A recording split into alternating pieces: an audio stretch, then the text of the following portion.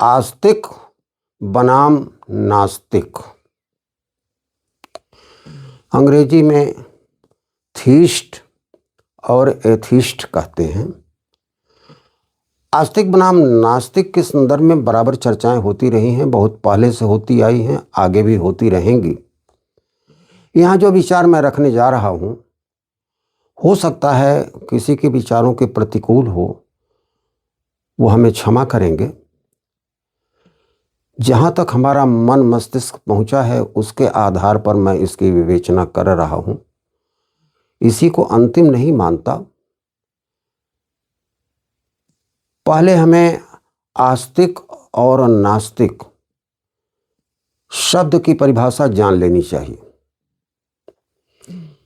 पृष्ठभूमि जब तक स्पष्ट नहीं होगी तब तक कोई वाद विवाद प्रतियोगिता आगे चल नहीं सकती। अखाड़े में नियम पहले बन जाते हैं, तब उसका निर्णय होता है। पृष्ठभूमि तैयार हो जाए तो पृष्ठभूमि में जान जाना चाहिए कि नास्तिक और आस्तिक वास्तव में कहते किसे हैं और किस आधार पर नास्तिक को या आस्तिक को अच्छा या छोटा बताया जाता है। इन तर्कों पर विचार किया जाएगा। पृष्ठभूमि ये है, पहले समझ लें आस्तिक और नास्तिक। आस्तिक उसे कहते हैं जो अस्तित्व में विश्वास रखता है, और नास्तिक उसे कहते हैं जो अस्तित्व में विश्वास नहीं रखता। संस्कृत में एक धातु आती है अस धातु, अंग्रेजी में उसको बी क्रिया कहते हैं, हिंदी में है, था, होगा आदि इसके रूप हैं। अस्ति का मतलब होता है। इसके नाना रूप हैं। अस्तिवाचक शब्द होने के नाते जो आदमी अस्तित्व में विश्वास रखते हैं उन्हें आस्तिक कहा जाता है, और जो इसे इनकार करते हैं वो नास्तिक में आते हैं। यहाँ ये स्पष्ट अंतर आ जाना चाहिए कि अस्तित्व किसका है, यहाँ विवाद का विषय बन जाता है। लोगों ने नाना प्रकार के धर्म बना लिए हैं, संप्रदाय बना लिए हैं, एक सत्य की नाना प्रकार से व्याख्याएं करते हैं। कोई ईश्वर को मानते हैं, कोई नहीं मानते हैं, कोई वेद को मानते हैं, नहीं मानते हैं। लेकिन यहाँ एक नई बात, जहाँ तक हमारा दिमाग गवाही दे रहा है, जो सामने आई है उसके बारे में हम बता रहे हैं कि पहले अस्ति पर ही विचार करना होगा। सारे प्रसंग इसी के केंद्र के चारों ओर घूमते हैं। इसी से आस्तिक बना, इसी से नास्तिक बना। अस्ति का मतलब होता है जो है, अस माने होना होता है। जो है उसे सत नाम दिया गया। वैसे उसका कितना नाम होगा ये कहा नहीं जा सकता, लेकिन एक नाम सत दिया गया। सत का मतलब होता है जिसका अस्तित्व है, इसी को लोग सत्य भी कह देते हैं। उसी का अस्तित्व है और किसी का अस्तित्व नहीं है। भाषा विज्ञान के ख्याल से आप देखें, जितने शब्द होते हैं उन शब्दों की परिभाषा की जाती है। परिभाषा करने के बाद तब उसकी व्याख्या होती है, विवेचना होती है, सही गलत का निर्णय होता है, आलोचना होती है, समालोचना होती है। आलोचना या समालोचना के लिए समालोचक या आलोचक को निष्पक्ष पृष्ठभूमि में रहना चाहिए, तभी वह आलोचना समालोचना कर सकता है। और दूसरी बात, जो तथ्य रखा गया है उसका वह विशद ज्ञाता भी हो और उससे ऊपर की बात जानता हो, तभी वो कॉपी जांच सकता है। कोई एमए की कॉपी दर्जा 2 का विद्यार्थी तो जांचेगा नहीं। लेकिन पृष्ठभूमि निष्पक्ष होनी चाहिए। सत शब्द पर ही सारी बातें केंद्रित हो जाती हैं। केवल अस्तित्व अगर है तो सत्य का है, और किसी का नहीं। हर चीज़ दुनिया में, चाहे वो मैटेरियलिस्टिक साइंस में हो या स्पिरिचुअल में हो, किसी में हो, उसकी परिभाषा की जाती है। परिभाषा की परिभाषा ये है कि वो चीज़ केवल उसी पर लागू हो और दूसरे पर लागू न हो। एक जाति में से किसी चीज़ को हम निकालते हैं तो निकाल करके पहले परिचय देते हैं कि उस जाति का ये व्यक्ति है। जाति का मतलब स्पीसीज से है, जाति का मतलब ब्राह्मण क्षत्रिय वैश्य लोहार कुम्हार से नहीं है। चौपाई जानवरों की एक जाति है। गाय की परिभाषा करने लगेंगे तो चौपाई जानवर बहुत सारे हैं। परिभाषा हम करेंगे तो पहले उस जाति का परिचय देते हैं और फिर वह विशेष परिचय देते हैं व्यक्तिवाचक, जो केवल उसी पर लागू हो और दूसरे पर लागू ना हो। गाय की परिभाषा करना है। गाय पर तमाम लेख लिखे गए, ग्रंथ लिखे गए, वेद पुराण शास्त्र लिखे गए। लेकिन अगर मैं पूछूं कि आप गाय की परिभाषा करें तो माथापच्ची करनी पड़ती है, बहुत मेधा खर्च करनी पड़ती है। गाय वह चौपाया जानवर है, याद करें, ये जातिवाचक है, जातिवाचक वाक्य है। चौपाए जानवरों की एक जाति है, समूह है, उसमें से एक है गाय। स्पष्ट नहीं हुआ। चौपाए जानवर तो बहुत से हैं। दूसरा व्यक्तिवाचक है, जिसके पास ललरी होती है। ललरी चौपाए जानवरों में गाय के पास होती है, घोड़े के पास नहीं होती, भैंस के पास नहीं होती। खैर, एक जातिवाचक शब्द है जिस समूह का वह व्यक्ति है। दूसरा व्यक्तिवाचक है, जो गुण केवल उसी पर लागू होते हैं, दूसरे पर लागू हो ही नहीं सकते। ये परिभाषा की परिभाषा है। हम सत्य की परिभाषा करेंगे, थोड़ा बात दुरूह लगेगी, दिमाग लगाकर समझने की चेष्टा की जाए। अध्यात्म दर्शन, मनोविज्ञान और भौतिक विज्ञान तथा भाषा विज्ञान को लेकर के बातें मैं कर रहा हूं। पहले सत्य पर आए, सारी बातें सत्य पर, क्योंकि अस्तित्व केवल सत्य का है और दूसरे का है ही नहीं। और जिसका अस्तित्व है वही आस्तिक, और जो उसको नहीं मानते वो नास्तिक। तो फिर बात आगे बढ़ेगी। तो पहले तो हम आस्तिक नास्तिक की ही व्याख्या कर दें, ताकि पृष्ठभूमि स्पष्ट हो जाए और निर्णय करने में सुविधा हो जाए। सत्य एक परम तत्व है, जिसकी परिभाषा की ही नहीं जा सकती। व्याख्या अनंत प्रकार से लोगों ने किया है, जिसकी परिभाषा ही नहीं की जा सकती। तो कोई कैसे कह सकता है कि यह व्याख्या जो मैं दे रहा हूं सही है? आप इतना कह सकते हैं कि यह व्याख्या भी उन व्याख्याओं में से एक है, इतना ही तक कह सकते हैं। लेकिन यही है ऐसा नहीं कह सकते, क्योंकि उसकी तो परिभाषा ही नहीं दी जा सकती। व्यापक, अकल, अनीह, अज, निर्गुण, नाम न रूप, जिसका नाम रूप है ही नहीं, व्यापक अकल है, उसी से ब्रह्मांड बना है, सारी बातें आ गई हैं, उसकी परिभाषा की ही नहीं जा सकती। तो फिर हम उसको अपने संप्रदाय में, अपने विचारों में बांध कैसे सकते हैं? हाँ, इतना जरूर कह सकते हैं कि जो व्याख्या हम दे रहे हैं, जहाँ तक पहुँचे हम दे रहे हैं, लेकिन यही अंतिम नहीं है। पहली बात तो ये आप जान लें, सत्य अपरिभाष्य है,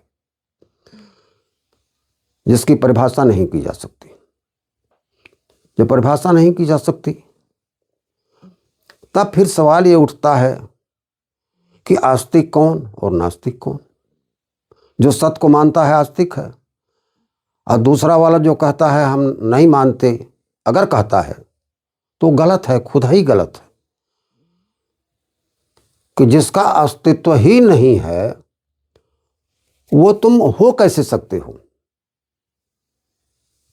इसका मतलब ये कि जो नास्तिक की परिभाषा देकर के आज झगड़े खड़े होते हैं, वो परिभाषा कुछ अलग लोग देते हैं, मूल परिभाषा से उसका मेल कुछ नहीं है। सत्य एक ही है, वही परम तत्व है। उसी से ब्रह्मांड बना, उसी से जीव जगत बना, उसी से सारी बातें बनी। मनोविज्ञान बना, भौतिक विज्ञान बना, अध्यात्म विज्ञान बना, सारी बातें बनी। जिसका जो ज्ञान रहा उसके हिसाब से लोगों ने अपना संप्रदाय बनाए। कालांतर में उसी को लोगों ने धर्म कहना शुरू कर दिया। संप्रदाय को धर्म कहना शुरू कर दिया तो विवाद छिड़ गया। कुछ भौतिक विज्ञान पर ज़्यादा जोर दिए तो आस्तिकों के खिलाफ उनका समूह खड़ा हो गया। नाना प्रकार के दर्शन आए जिसकी व्याख्या किया गया। कोई भी दर्शन उसकी पूर्ण व्याख्या करने में न समर्थ हुआ और न समर्थ होगा। जो जहाँ तक पहुँचा वहाँ तक की बात कहा है। अद्वैत है, द्वैताद्वैत है, विशिष्टाद्वैत है, भौतिक दर्शन है, चारवाक के दर्शन हैं, आदि दर्शन आए हैं। किसी को मैं पूर्णतः गलत नहीं कहता, आंशिक सत्य सब में है। लेकिन कोई कहे कि हम पूर्ण की व्याख्या कर रहे हैं तो यह गलत है, क्योंकि जिसकी परिभाषा ही नहीं की जा सकती तो उसकी व्याख्या आप कैसे करेंगे? पूरी व्याख्या कोई नहीं कर सकता। लिखन बैठी जाकी सबहि गहि गहि गरब गरूर, भय न केते जगत के चतुर चितेरे कूर। उस सत्य की व्याख्या करने के लिए बहुत सारे विद्वान लोग बैठे, कलम तोड़ दिया, लिख नहीं पाए। वेदों ने हाथ खड़ा कर दिया, नेति नेति, इसकी इति नहीं है। तो वह सत्य तत्व है, वह परम तत्व है। भौतिक विज्ञान से, अध्यात्म विज्ञान से हम व्याख्या करेंगे। सत्य तत्व ने ही नाना प्रकार का संसार बनाया है। इसके बारे में चर्चा पहले हुई है, विषय लंबा हो जाए इसलिए हम संक्षेप में परिचय देते हैं। ब्रह्मांड बन गया है। ब्रह्मांड कैसे बन गया? उसी सत्य तत्व जिसका नाम ब्रह्म है, नाम उसके अनगिनत हैं। ब्रह्म नाम इसलिए कि ब्रह्मांड उसने बनाया। उस सत्य तत्व जिसको हम ब्रह्म कहते हैं, उसकी इच्छा हुई बहुत हो जाए, एको हम बहुत श्यामा, ब्रह्मांड बना। ब्रह्मांड में उसी ने दो रूप धारण किया है, एक जड़, एक चेतन। जड़ प्रकृति में और चेतन प्रकृति में संयोग करा करके प्राण ऊर्जा का संचार चेतन करता है, पुरुष करता है। जड़ प्रकृति के दो भाग हैं, एक स्थूल भाग है, एक सूक्ष्म भाग है। छित जल पावक गगन समीरा स्थूल भाग हैं, मन बुद्धि अहंकार सूक्ष्म भाग है। इन दोनों से मिलकर के नाना प्रकार की 84 लाख जोनियाँ, कितनी जोनियाँ हैं, ये सब पैदा हुई। उसी में सजीव हुए, निर्जीव हुए, उसकी क्या व्याख्या है अलग बात है। भौतिक विज्ञान ने इसी को कह दिया बिग बैंग थियरी में कि एक परम तत्व है जिसको सत्य कहते हैं, हाँ ब्रह्म कहते हैं, वो परम तत्व कहते हैं। परम तत्व में विस्फोट हो गया, जिसे यहाँ नाद ब्रह्म कहा जाता है। विस्फोट तो किसी एनर्जी से होगा, बगैर इसको होगा नहीं। कार्य कारण सिद्धांत विज्ञान का, तो विस्फोट हो गया, उससे ब्रह्मांड बन गया, नाना प्रकार की चीजें बनी। भौतिक विज्ञान वहीं पर जाके रुक जाता है। उससे पूछा जाता है कि आखिर वह परम तत्व है क्या? तो खोज में लगे हैं, पता लगा नहीं पाए। बराबर खोजें जारी हैं। बोसान पार्टिकल्स वगैरह की खोज किए हैं, एक तत्व की पदार्थ कण की खोज किए थे, लेकिन बाद में उन्होंने खुद खंडन किया, पहुंच नहीं पाए। यहाँ अध्यात्म विज्ञान में उसे सत्य कहा गया है, और सत्य के लिए इन्होंने भी हाथ खड़ा किया और कह दिया कि उसकी परिभाषा ही नहीं की जा सकती, तो फिर हम उसकी व्याख्या कैसे करें? लेकिन है। अब यहाँ सवाल ये खड़ा होता है कि जो संसार बना हुआ है कैसे बन गया? अध्यात्म विज्ञान में ये कहा जाता है कि वही सत्य तत्व जिसे हम ब्रह्म कहते हैं, वही पदार्थ भी बना है, और वही कर्ता भी बना है, वही साधन भी बना है, वही कुंभकार है, वही मिट्टी है, वही चाक भी बना है। तीनों रूप उसी का है। संसार बना, नाना प्रकार के जीव जंतु सामने आए, बाद में सवाल ये खड़ा हुआ किसको हम सजीव कहें किसको निर्जीव कहें, वो बात भी आगे आएगी, उस पर हम नहीं जाते। हम मूल विषय को केंद्रित करना चाहते हैं आस्तिक और नास्तिक पर। भौतिक विज्ञान पर ज़्यादा जोर देने वाले लोगों ने कहा कि कोई इसका बनाने वाला नहीं है, ये वैज्ञानिक क्रियाओं के द्वारा ऑटोमेटिक प्राकृतिक नियमों से ये बन गया। हाइड्रोजन ऑक्सीजन की क्रिया से पानी बन गया। वहां ये कहते हैं बात ऐसी नहीं है, कोई कर्ता है। अब कर्ता पर झगड़ा हो गया। नास्तिक कहते हैं कोई कर्ता नहीं है, उस कर्ता को यहां इन्होंने ईश्वर कह दिया, जो आस्तिकवादी लोग हैं। अब यहां से विषय का विषयांतर भेद शुरू हो जाता है। वो कहते हैं ईश्वर ने बना दिया है, कहते हैं नहीं, प्रकृति से बना हुआ है। अब हमारे यहाँ द्वैत अद्वैत आदि दर्शन तो हुए ही, पाश्चात्य देशों में भी हैं। नीत्शे जैसे दार्शनिक थे, उन्होंने कहा कि ईश्वर तो मर चुका है, ईश्वर कुछ नहीं। कार्ल मार्क्स ने भी कह दिया कि तथाकथित धर्म तो अफीम की नशा है। जिन लोगों ने जो बात कहा है उसके पीछे तर्क दिया है, तर्क उनके सही हैं, लेकिन पूर्ण हो ये बात हमारे समझ में नहीं आती। पूर्ण नहीं है, क्योंकि सत्य जिससे सारी कहानी शुरू होती है, विज्ञान, भौतिक विज्ञान भी, अध्यात्म विज्ञान भी, सब लोग कहते हैं कि भाई उसको हम आगे जानते नहीं हैं, उसकी परिभाषा नहीं की जा सकती। जब परिभाषा नहीं की जा सकती तो उसको आपने सीमा में बद्ध कैसे कर दिया कि यह धर्म है? वो सीमाबद्ध है, असीम है। और आप कहते हैं कि ये हमारा धर्म है, श्रेष्ठ है, इनका धर्म है वो श्रेष्ठ है। हम ईश्वर को मानते हैं, उसी ने सारी सृष्टि बना दिया है, हम उसकी पूजा करते हैं, आराधना करते हैं। एक किताब गीता की हो, बाइबल की हो, या किसी चीज़ की हो, कुरान की हो, आप रख करके फूल माला चढ़ा करके पूजा कर दें तो क्या वह ज्ञान आपको मिल जाएगा? नास्तिक कहते हैं आपको ज्ञान तो मिलेगा नहीं। उसका प्रयोग करेंगे तो भौतिक प्रयोग होगा, और भौतिक प्रयोग हमारा भौतिक जीवन है, तो हमारे भौतिक जीवन में भौतिक प्रयोग हमारा काम आएगा। आपकी यह तथाकथित पूजा हमारे काम नहीं आएगी। इसलिए तुम्हारा ये कहना कि वो भगवान खुश हो जाएगा तो हमको सब कुछ दे देगा, कैसे दे देगा? अगर ऐसा तुम्हारा भगवान है तो पक्षपाती है। कुरान रख करके, पुराण रख करके, गीता बाइबल रख करके फूल माला चढ़ा दिया, भगवान खुश हो गया, तुमको राज दे दिया, दूसरे को कंगाल बना दिया, ये कैसे होगा? अगर ऐसा करता है तो भगवान कैसा है? वो तो पक्षपाती है, दुख देखता है संसार का, और कहता है कि हम सबके पालनहार हैं। कैसा पालनहार? बच्चे खाए बिना मरते हैं, गरीब वस्त्र बिना मरते हैं, किसी के पास आवास नहीं, कोई रोग से मरता है, तुम्हारा भगवान देखता रहता है, क्यों नहीं बचा लेता? ये तर्क उन लोगों के हैं जो नास्तिक हैं। मैं ये बात कह रहा हूं, दोनों पक्ष खुद ही हम रख रहे। इन लोगों ने अपने को पूजा में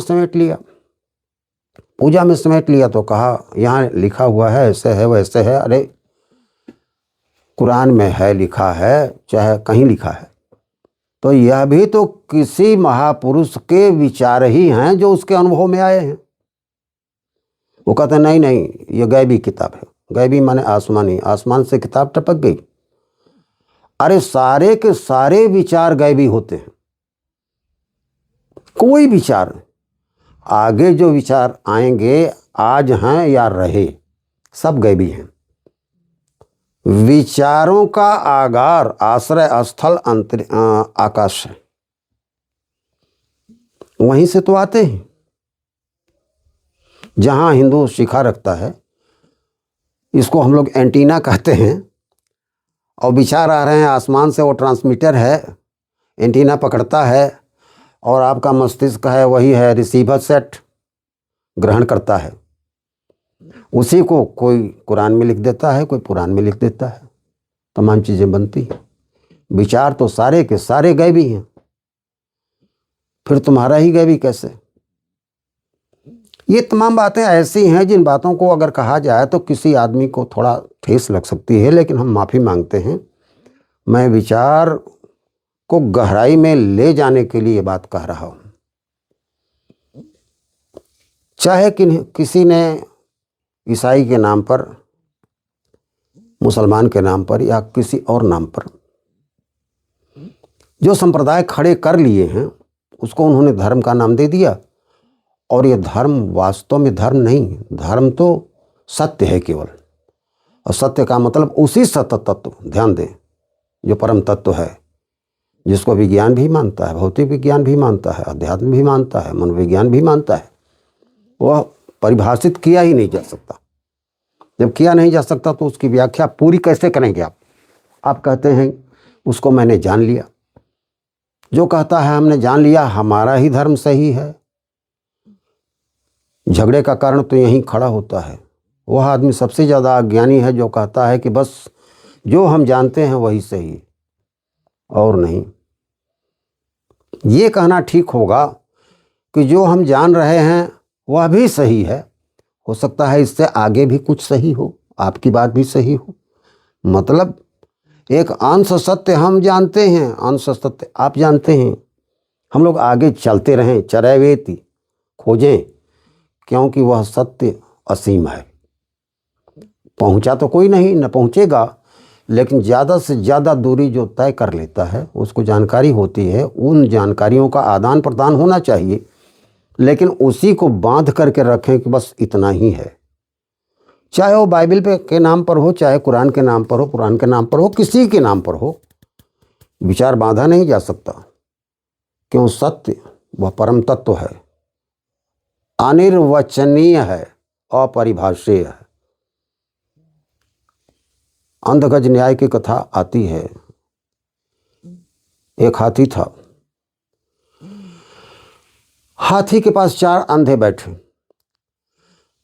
वो खड़े हो गए यह जानने के लिए कि हाथी कैसा होता है। एक ने पैर पकड़ा तो कहा हाथी खंभे जैसा होता है। एक ने पूंछ पकड़ा, कहा हाथी रस्सी जैसा। एक ने कान पकड़ा तो कहा हाथी सूप जैसा होता है। एक ने पेट टोया तो कहा हाथी छत जैसा होता है। सवाल ये उठता है कि क्या उन चारों अंधों ने जो हाथी का बयान किया, हाथी को यहाँ हम सत्य के रूप में रखते हैं। ये कथा दर्शन में आती है, आप लोगों ने पढ़ा होगा, सुना होगा,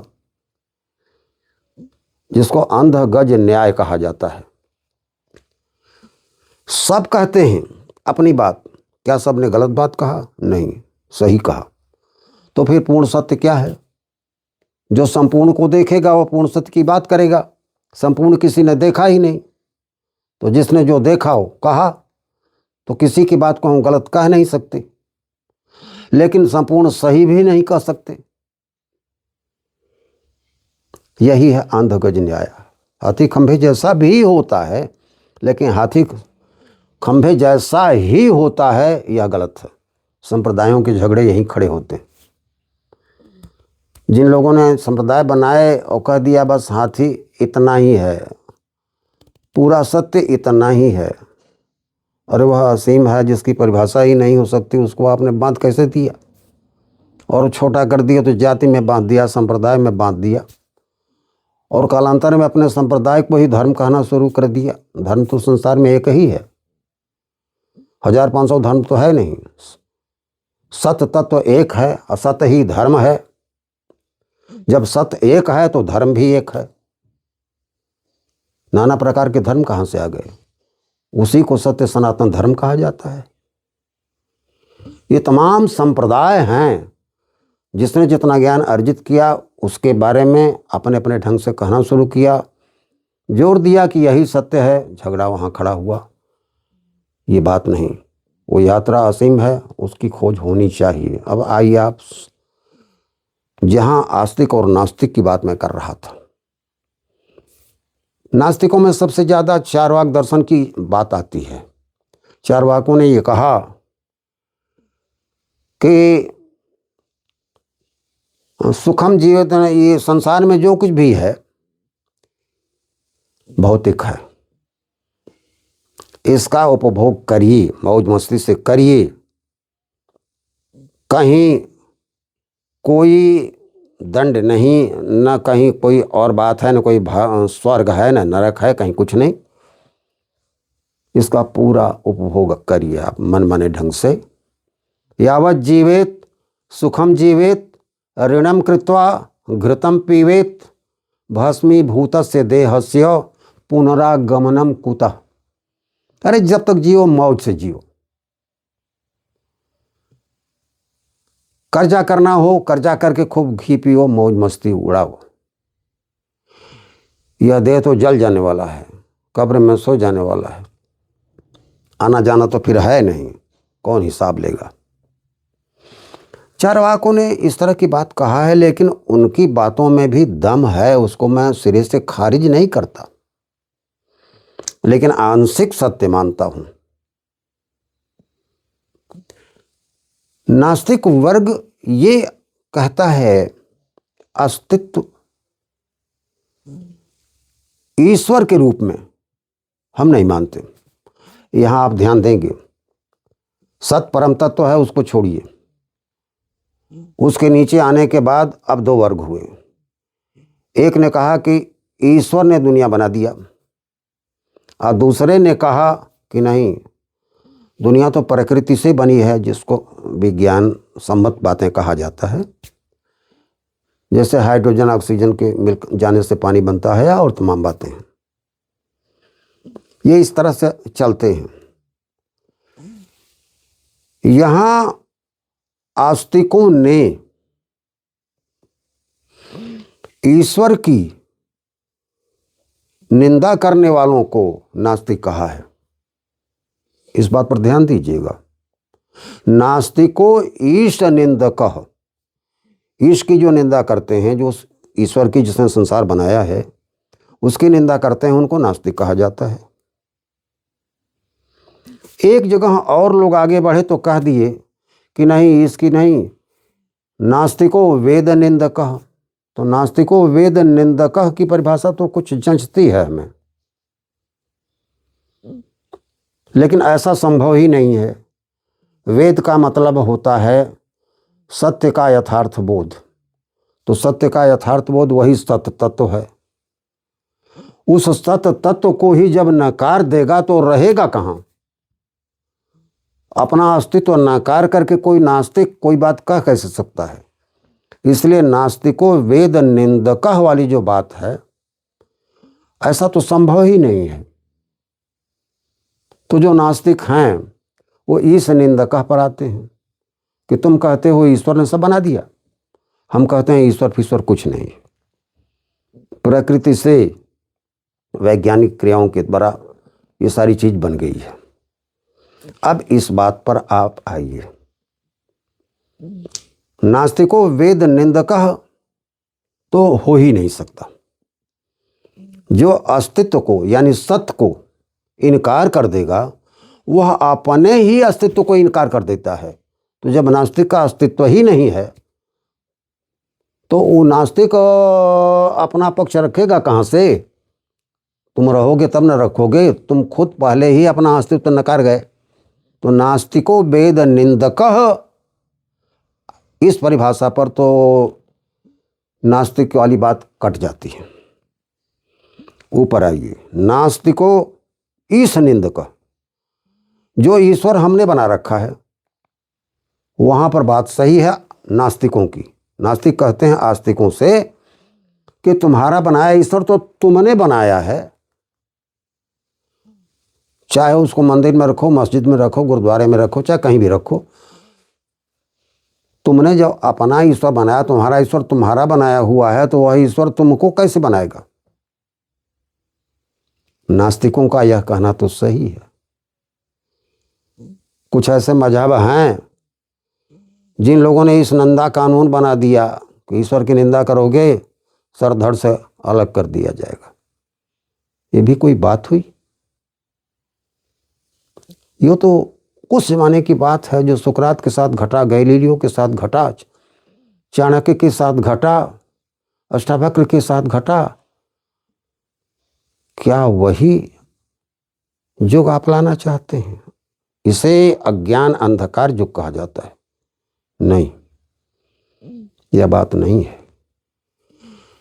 सत्य का तो अस्तित्व है, सबको मानना पड़ेगा, और सब मानते भी हैं, चाहे विज्ञान वाले हों, मनोविज्ञान वाले हों, भौतिक विज्ञान वाले हों, अध्यात्म विज्ञान वाले हों, मानते हैं।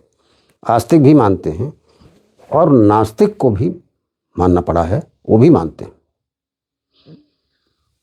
आगे ईश्वर वाले पर झगड़ा खड़ा हो जाता है। ये झगड़ा समाप्त तो तब हो सकता है जब को माने भाई जिसको हम ईश्वर कहते हैं वह सत तत्व है, तब तो आस्तिक नास्तिक दोनों का विवाद समाप्त। कहाँ से सत तत्व तो दोनों मानेंगे, सत्य का ही अस्तित्व है, और जब अस्तित्व है सत्य का तभी कोई आस्तिक अपने को आस्तिक अस्तित्व में रखता है और नास्तिक नास्तिक में अस्तित्व में रखता है। नास्तिक का भी अस्तित्व है, आस्तिक का भी अस्तित्व है, ये दोनों अस्तित्व सत्य पर निर्भर करते हैं जो अपरिभाष्य है। अब सवाल ये उठता है कि सत्य ही है, जो है वही सत्य है, जो नहीं है असत्य है। यहां ध्यान दें, माया और मिथ्या और असत में अंतर है। जो अस्तित्व में है, परम तत्व मौजूद है, वह सत्य कहलाता है, और जो है ही नहीं उसका तो अस्तित्व ही नहीं है, उसे असत कहते हैं। नाम के लिए असत है लेकिन असत है ही नहीं, असत का अस्तित्व ही नहीं है। माया का अस्तित्व है, माया का अस्तित्व है, मिथ्या का अस्तित्व है, लेकिन असत का अस्तित्व नहीं है। गीता में भगवान कृष्ण ने एक बात बड़ी अच्छी कहा था, नासतो विद्यते भावो ना भावो विद्यते सतः। इसका मतलब होता है पूरे ब्रह्मांड में सत्य का अभाव नहीं है, क्योंकि सत्य से ही पूरा ब्रह्मांड बना है, और असत का अस्तित्व ही नहीं है।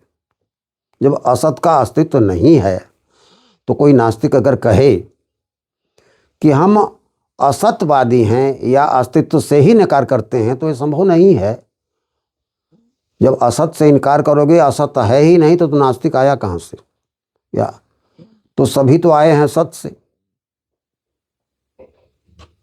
अब ईश्वर वाले झगड़े पर आ जाता है, ये कहते हैं कि ईश्वर है, बंद करो, ये कहते हैं नहीं बंद करो। हाँ, कुछ लड़कों ने बीच में डिस्टर्ब कर दिया, अच्छा ठीक, अस्तित्व की बात आई, झगड़ा यहाँ शुरू होता है। वो कहते हैं कि हम ईश्वर को नहीं मानते, वो कहते हैं भाई ठीक है, ईश्वर को नहीं मानते, अच्छी बात है, सत्य को मानते हो कि सत्य को भी नहीं मानते? तो उनको कहना पड़ता है कि नहीं, सत्य को तो मानते हैं, तो वो तो एक ही सत्य तत्व है। उसकी व्याख्या इन लोगों ने ईश्वर को लेकर के किया, इन्होंने अनीश्वर को लेकर के किया। हमारे यहाँ बौद्ध दर्शन है, जैन दर्शन है, ये दोनों नास्तिक दर्शन माने जाते हैं। इसका मतलब यह नहीं कि इन्होंने सत्य की व्याख्या नहीं किया है, सबसे ज़्यादा सत्य की व्याख्या तो इन्हीं लोगों ने किया है। भौतिक विज्ञान के जितने प्रयोग हैं, सिद्धांत हैं, सब तो सत्य पर ही आधारित हैं। उस सत्य पर आधारित भौतिक जगत को नकार करके कुछ ऐसे काल्पनिक ईश्वर पर अपने को निर्भर कर देना और हाथ पांव दबा करके बैठ जाना कि सब ईश्वर कर देगा, इसको उन लोगों ने नकारा है। तो यहाँ आस्तिक सही है, अरे नास्तिक सही है। यहाँ तो आस्तिकों से मैं कहूँगा कि क्या ईश्वर ने यही कहा है कि तुम कुएं में बराबर कूदते रहो और तुम्हारा ईश्वर तुमको हमेशा बचा लेगा? जानी गरल जे संग्रह करही, कहू उमाते कस नहीं मरही। जानबूझ करके जहर खाओगे तो मरोगे नहीं। ईश्वर का इसमें क्या दोष? जिस ईश्वर को तुम मानते हो वो नहीं मानते, वहाँ पर मैं नास्तिकों का भी समर्थन करता हूँ। इनसे आस्तिकों से कहता हूँ कि तुम अकर्मणी बन जाओ और कहो ईश्वर सब कर देगा। आस्तिक का यह अर्थ भी नहीं होता। जिस ईश्वर को तुम मानते हो, किसी को मानो, अल्लाह कहो, खुदा कहो, जो भी कहो, उसने यह थोड़े कहा है कि कर्म मत करो, उसने तो कर्म पूरे मन से करने के लिए कहा है। हाँ, फल की इच्छा मत करो। हम झाड़ू लगाते हैं इस ख्याल से नहीं कि हमको कुछ मिल जाएगा, कोई हमको हमारा जस गा देगा या कोई और कुछ कर देगा, इसलिए नहीं करते। इसलिए कि इससे हमारे हृदय में बैठा हुआ जो सच्चिदानंद है वो आनंद की अनुभूति देता है, बड़ा आनंद मिलता है। और कोई भी आदमी कोई कर्म करता है तो अंतिम परिणाम आनंद ही उसको मिलता है। हम वेतन पाते हैं बहुत सारा, तो उससे सुख का उपभोग करते हैं तो आनंद ही अंत में पाते हैं। तो आनंद परिणति है, वो सीधे ही मिल जाता है। तो हमने झाड़ू लगाया, हमको आनंद मिल गया, इसलिए करते हैं। इसलिए नहीं करते कि हमें कोई कुछ दे देगा या कह देगा या हमारा नाम कर देगा। अगर ये भाव है निष्काम का, तब तो तुम्हारे हर कार्य पूजा हो जाते हैं। ईश्वर ने यही कहा है, ऐसे ईश्वर को मानो तब तो ठीक है। वही बात तो वो भी कहते हैं, नाम चाहे ईश्वर का लें या ना लें, नास्तिक भी कहते हैं। तो यहाँ विवाद नहीं है। तो यहाँ दोनों पक्ष को हम ही ने रखा है, आस्तिकों का पक्ष भी रखा है। उनके कथनों को हमने खारिज नहीं किया और इधर आस्तिकों के पक्ष को भी खारिज नहीं किया, न नास्तिकों को किया। जो अच्छा तत्व है उसको शामिल करके हमने कहा कि दोनों पक्ष वाद और प्रतिवाद से संवाद निकालें, विवाद न करें। अपना अच्छा पक्ष ये रखते हैं, अपना अच्छा पक्ष ये रखते हैं, दोनों तर्कपूर्ण ढंग से अपनी बात रख करके कुछ और अच्छी बात निकालें, ताकि हम सत्य को जानने की यात्रा में कुछ मील आगे चले जाएं। ये है वाद, प्रतिवाद और संवाद, जो आस्तिक और नास्तिक दोनों में होना चाहिए। आस्तिकों का तर्क आंशिक तौर पर अपने जगह पर सही है, नास्तिकों का तर्क भी आंशिक तौर पर अपने जगह सही है। पूर्ण तो दोनों में कोई नहीं, लेकिन पूर्णता की ओर जाने के लिए दोनों में प्रेम पूर्ण संवाद होना चाहिए। यह संवाद किसी नई चीज को निकालेगा। मैं आस्तिकों को भी प्रणाम करता हूँ, नास्तिकों को प्रणाम करता हूँ। आस्तिक जिन्होंने विज्ञान पर जोर दिया, नास्तिक भी, आस्तिक भी विज्ञान पर जोर देते हैं, नास्तिक भी देते हैं, लेकिन उनके तरीके अलग हैं। वो भगवान को नहीं मानते, ये भगवान को मानते हैं, लेकिन इतना तो जरूर मानते हैं कि एक सत्य तत्व है। सत्य वाले पर दोनों एक हैं, क्योंकि सत्य को अगर नकार देंगे तो आस्तिक भी गायब, नास्तिक भी गायब। तो सत्य पर हम दोनों एक हो जाएं, उस ज्ञान स्वरूप सच्चिदानंद की खोज में लगें, हमको आनंद मिले, सुख शांति मिले, समाज को सुख शांति मिले, देश को, व्यक्ति को मिले, और लोग उस परमात्मा, उस सत्य तत्व के जानने के लिए आगे बढ़ें। ये प्रयास हमारा होना चाहिए। यह प्रयास ही वास्तव में आस्तिक और नास्तिक दोनों के भेद को मिटा देगा, दोनों को भेद को मिटा देगा। तब दोनों समझ पाएंगे कि नहीं, प्रकारांतर से दोनों तो एक ही लक्ष्य की ओर जा रहे हैं। तरीके तो अलग अलग हैं, लेकिन मंजिल एक है। बातें बहुत ज़्यादा बढ़ती हुई जा रही हैं और बात तो और बढ़ रही है, लेकिन हम यहाँ पर उसको शार्ट करना चाहते हैं। यही कह के कि हम नास्तिकों की भी वंदना करते हैं, आस्तिकों की भी वंदना करते हैं, लेकिन यह समझाने का प्रयास करते हैं कि दोनों के बोध आंशिक हैं। उस सत्य तत्व की यात्रा में अंधगज न्याय की तरह से हम इसको और बढ़ाएं, और बढ़ाएंगे जितना ही ज़्यादा उस यात्रा में हम आगे बढ़ेंगे, हम एक दूसरे के उतना ही करीब पहुंचते जाएंगे। दोनों जीवन सुख शांति पूर्ण कैसे हो उसकी बात करते हैं। नास्तिक भी वही बात करते हैं, आस्तिक भी वही बात करते हैं। अनुसंधान जारी रहे, खोज जारी रहे, दिमाग के तर्क को दबाया ना जाए, जैसा नास्तिक कहते हैं, ये उनका उदाहरण अनुकरणीय है। आस्तिकों से कहते हैं कि इसी बात पर निर्भर मत रहो कि यह सब कुछ हो ही जाएगा, हमें कुछ करना नहीं। ऐसी बात नहीं। उस ईश्वर ने तुमको काम करने के लिए कहा है, काम करो और काम के मर्म को जानो। किम कर्म किम अकर्मेति कवियोप्यत्र मोहितः। गीता में भगवान कृष्ण ने ये बात कहा है, कर्म करने के लिए कहा है। यह नहीं कि हम ईश्वर के नाम पर सब कुछ छोड़ दें, सब कुछ कर देगा ईश्वर, ऐसी बात नहीं। इसका जो विरोध नास्तिकों ने किया वो तो ठीक किया है। कर्म से विरत आप न हो। आइए जो तर्क देते हैं इनका तर्क भी अपने जगह सही है। आप दोनों मिलकर के उस सत तत्व की ओर जाएं जहाँ से आप दोनों आए हैं और उसकी यात्रा पर चलें। जितना जाएंगे उतना ही ज्ञान को खोज पाएंगे और उतना ही सच्चिदानंद की प्राप्ति आपको होगी। यही हमारे वाद प्रतिवाद का आदर्श होना चाहिए और आस्तिक और नास्तिक दोनों के वाद और प्रतिवाद से संवाद निकले तो सत्य की ओर यात्रा जाएगी। मैं इसी बात पर आस्तिक और नास्तिक दोनों को सादर प्रणाम करके बात समाप्त करता हूँ। हमारी बातें अन्यथा कोई न ले। जो हमारा चिंतन रहा और जहाँ तक हमने सोचा और महापुरुषों की वाणियों का आधार लेकर के सोचा, आस्तिकों नास्तिकों के विचारों को लेकर के सोचा है, वैसा कहा है।